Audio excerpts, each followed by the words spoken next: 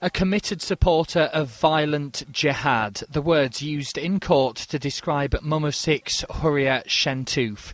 Dressed head to toe in a burkha, she seemed to laugh as she pleaded guilty to 2 charges, both of them possessing documents likely to be useful for terrorist purposes.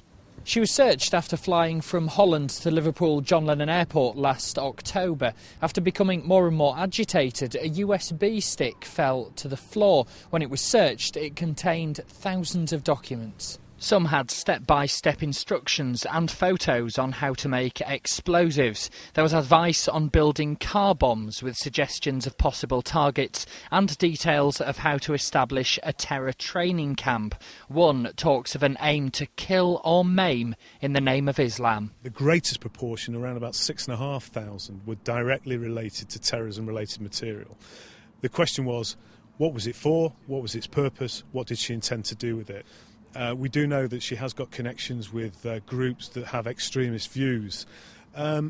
But short of establishing those connections, it was difficult to go one step further because she wasn't prepared to talk to us. The 41-year-old's house in Longsight was also searched. On her laptop and MP3 player were found videos, audio files and photos of an extremist nature.